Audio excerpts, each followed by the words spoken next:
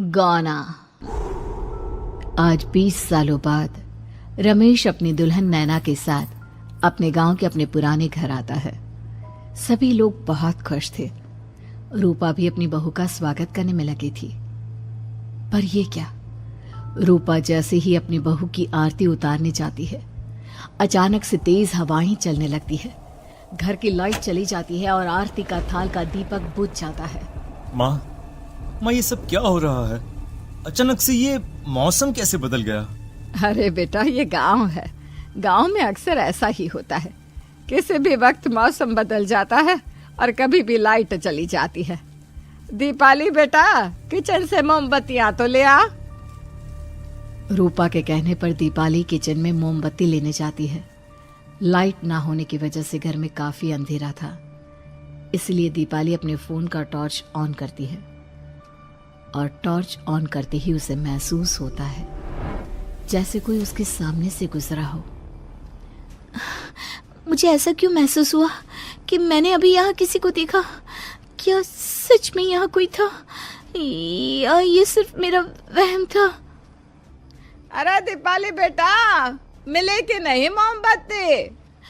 हाँ माँ, बस अभी लाती हूँ। दीपाली सारी बातों को भूलकर मोमबत्ती जलाती है और जैसे ही मोमबत्ती लेकर वापस बाहर जाने के लिए पीछे मुड़ती है तो उसके सामने एक 10 साल की छोटी बच्ची खड़ी होती है। उस बच्ची की एक झलक देखते ही दीपाली डर जाती है और जोर जोर से चिल्लाने लगती है। तभी अचानक से लाइट आ जाती है। दीपाली की आवाज सुनकर शंकर और छोटा भाई पवन उसके पास पहुंचते हैं। क्या हुआ दीपावली बेटा? पापा, मैंने किसी को देखा। दीदी यहाँ पर कोई नहीं है। अंधेरे में वहम हुआ होगा आपको। अब चलो, दरवाजे पर भैया भाभी कब से खड़े हैं। दीपाली भी इसे अपना एक वहम समझकर सबके साथ बाहर चली जाती है, जहां वो लोग अपनी भाभी का स्वागत करते हैं। नैना अपने पैरों से कलश को गिराकर थाल में पैर रखती है और घर के अंदर जाती है।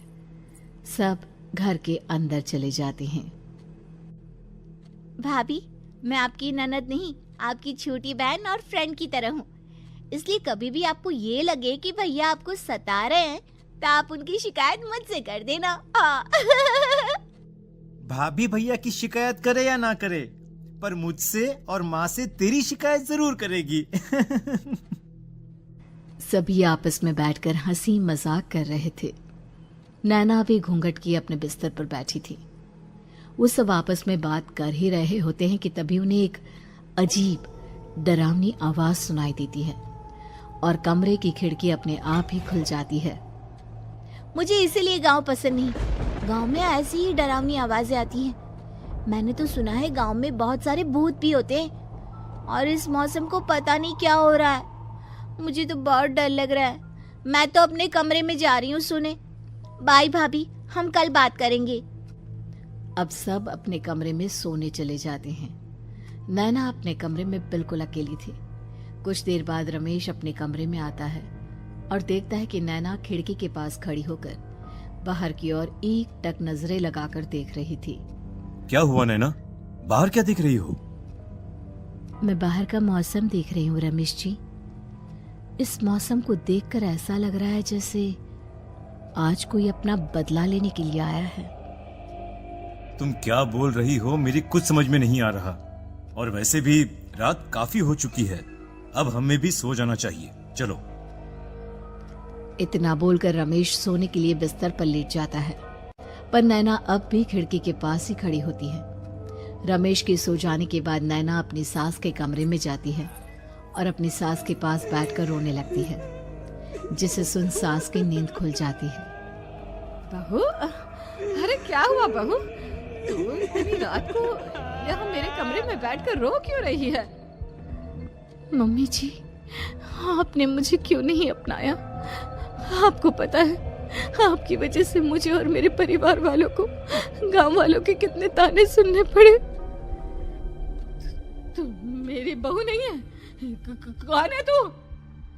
मम्मी जी, मैं आप ही की बहू हूँ। आपने मुझे अब भी नहीं पहचाना? इतना बोलते ही नैना की आंखें लाल हो जाती हैं। वो जोर जोर से हंसने लगती है। मौसम का रुख बदल जाता है। कमरे की खिड़कियां और दरवाजे अपने आप ही खुलने और बंद होने लगते हैं।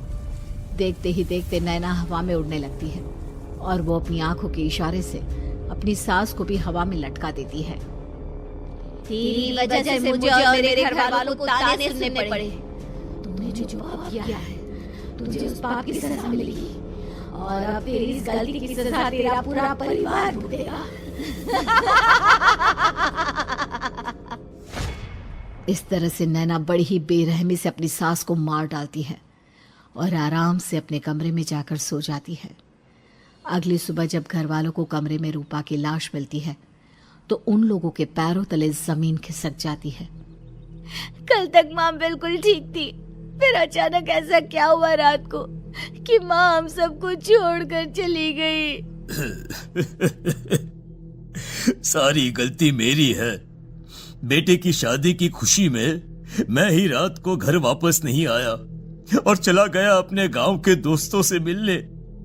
अगर रात को मैं अपनी रूपा के साथ होता तो शायद आज वो हमें छोड़कर न जाती। घर में शोक का माहौल पसर गया था, पर नैना को इस बात से कोई फर्क नहीं पड़ रहा था और ये बात कहीं ना कहीं पवन को भी समझ में आ रही थी। अब ऐसे ही कुछ दिन बीतते हैं और 1 महीने के अंदर ही अंदर शंकर की भी मौत हो जाती है। पहले माँ छोड़कर चली गई और अब पिताजी। क्या हो गया है हमारे घर को? पता नहीं किसकी नजर लग गई है। भैया ये घर सही नहीं है। हम जब से इस घर में आए हैं कुछ न कुछ बुरा ही हो रहा है। हमें यहाँ से वापस शहर चले जाना चाहिए। जहाँ रमेश, दीपाली और पवन का रो रो कर बुरा हाल था, वहीं नैना अपने कमरे में बैठी आराम से मेकअप कर रही थी। दीदी मुझे तुमसे कुछ बात करनी है।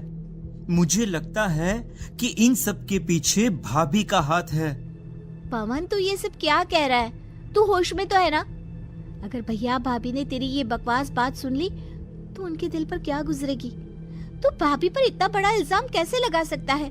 दीदी आप खुद ही देख लो ना, हम जब से इस घर में आए हैं सब कुछ बदल गया है। शादी से पहले नैना भाभी ऐसी बिल्कुल नहीं थी, पर अब वो किसी से बात नहीं करती, ज्यादातर अकेले अपने कमरे में ही रहती है और कभी उनसे बात करो भी तो न जाने कैसी अजीबोगरीब तरह की बातें करने लगती हैं। तू पागल हो गया है? आप समझती क्यों नहीं है दीदी? देखो ना, हमारे घर में मौत का सिलसिला शुरू हो गया है, पर भाभी को कोई फर्क नहीं पड़ रहा। वो अभी भी मेकअप कर रही हैं, आराम से खाना खा रही हैं। और दीदी आपको पता है, जिस रात माँ की मौत हुई थी ना, उस रात मैंने भाभी को माँ के कमरे में जाते हुए देखा था। पवन की बातें सुन अब दीपाली के मन में भी शक पैदा होने लगता है और वो इस बारे में रमेश से बात करती है। रात को सब साथ में बैठकर खाना खा रहे थे, तभी कौन हो तुम और तुम ये सब क्यों कर रही हो? क्यों सबकी जान ले रही हो? रमेश जी, ये आप क्या कह रहे हैं? मैं भला मम्मी जी पापा जी की जान क्यों लूंगी? मैंने कब कहा कि तुमने माँ पापा की जान ली? नैना, तुम तो मेरी पत्नी हो, तुम थोड़ी किसी को मारोगी। नैना, तुम नैना ही हो ना? रमेश की ये बात सुनते ही नैना खाना छोड़कर गुस्से में सबको देखने लगती है। नैना की गुस्से भरी आंख को देखकर तीनों भाई बहन डर जाते हैं। तभी नैना जोर जोर से हंसने लगती है।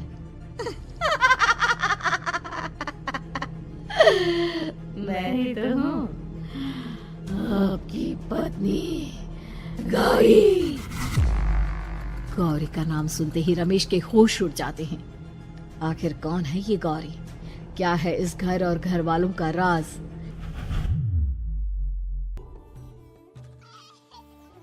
हमारे दोनों बच्चे एक साथ कितने अच्छे लग रहे हैं ना? हाँ, कितने अच्छे दोस्त हैं दोनों।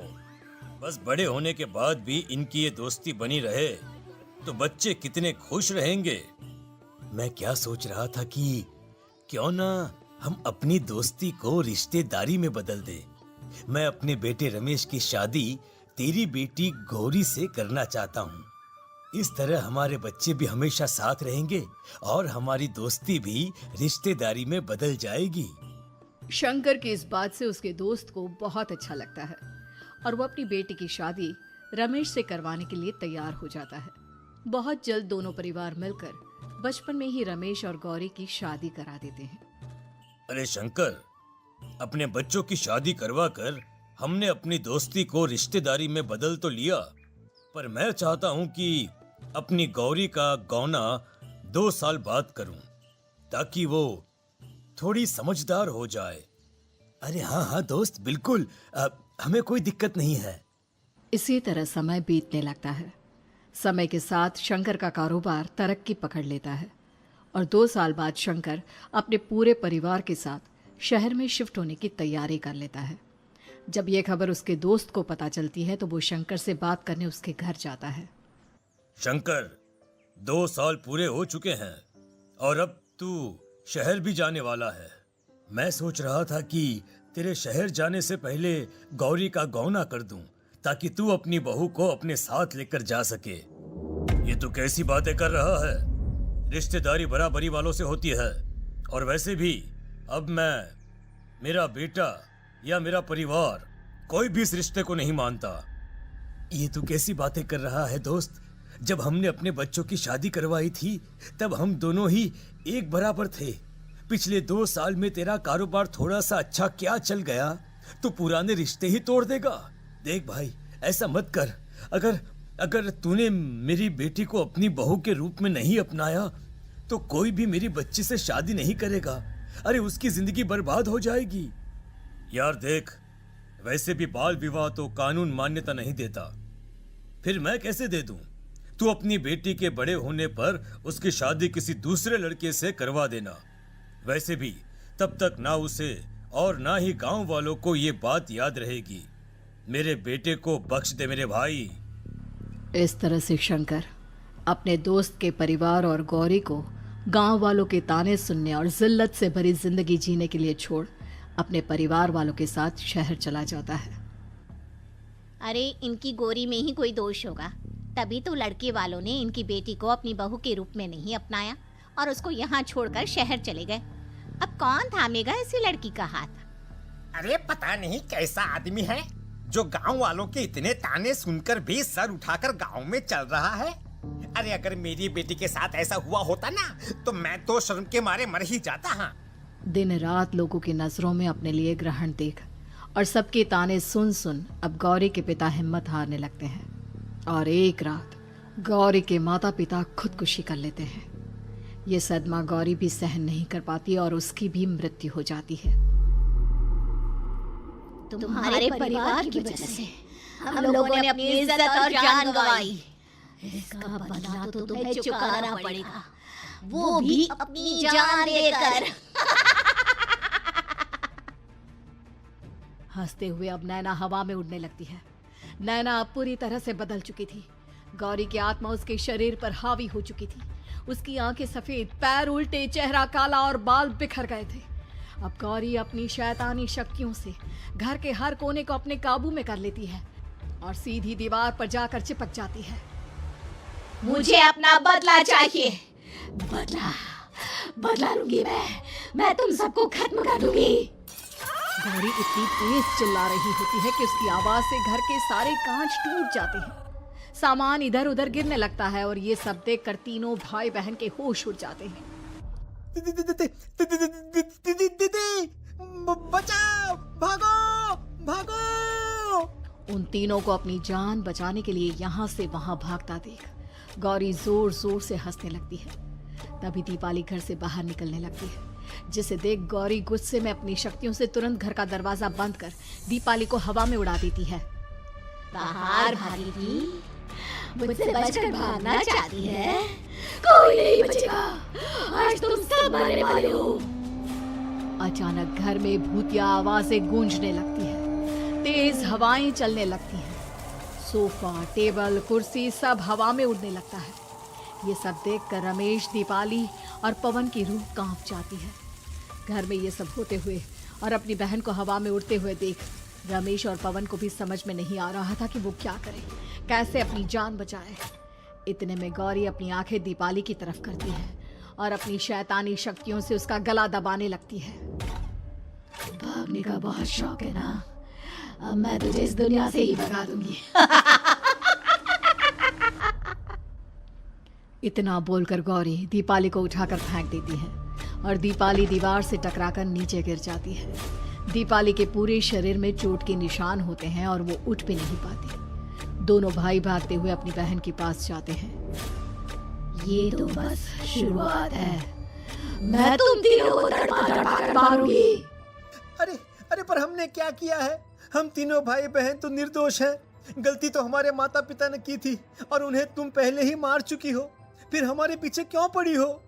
पवन के इतना बोलते ही गौरी एक हवा के झोंके की तरह उसके पास आती है और उसका गला पकड़कर उसे हवा में उठा देती है और रमेश को गुस्से भरी नजरों से देखती है। गलती मेरे परिवार की नहीं थी, पर सबको बोलना पड़ा। मैं किसी को नहीं छोड़ूंगी। गौरी पवन को हवा में उछाल देती है, जिस पर कमरे की छत से टकराकर जमीन पर आकर वो गिरता है। उसके सर और शरीर पर जगह जगह चोट लग जाती है और खून बहने लगता है, जिसे देख अब रमेश से चुप नहीं रहा जाता। गौरी, तुम्हारा गुनहगार मैं हूँ। तुम्हारी शादी मुझसे हुई थी। अगर तुम्हें बदला चाहिए तो मुझसे लो। मेरे भाई बहन को छोड़ दो। तुम मुझे मार दो। मरना तो सबको पड़ेगा। अरे पर इसमें उन दोनों की कोई गलती नहीं है। प्लीज, मैं मानता हूँ कि तुम और तुम्हारे परिवार के साथ जो कुछ भी हुआ वो गलत था, पर गौरी, मैं प्लीज मेरे भाई बहन को छोड़ दो। उन्हें तो इस बात के बारे में कुछ भी पता नहीं है। उनका इस सब से कोई लेना देना नहीं है। तुम और तुम्हारा परिवार यही चाहता था ना कि मैं तुम्हें अपना लूं। उस समय मैं